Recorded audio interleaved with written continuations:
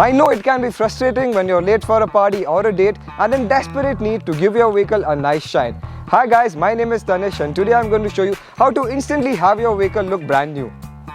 We'll start where all good vehicle maintenance stories start, with a clean dry cloth. Quickly wipe down the surface as best as you can to get rid of any dust and grime. Next, grab a packet of the Motomax Instashine sponge. Cut it open and keep the sachet aside. This is a useful little product. It comes with a special formula infused into the microfiber sponge applicator. All you need to do is just gently and uniformly rub it along the surface of your vehicle like so.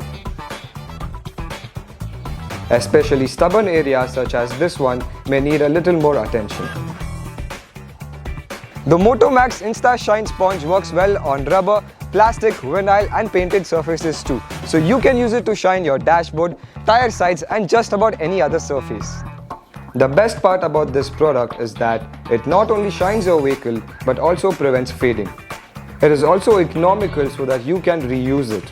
Just store it in the sachet, staple it closed and keep it away for another rainy day. So there you have it folks, with the Motomax Instashine sponge. All you need is a few minutes to give your vehicle the shine it needs.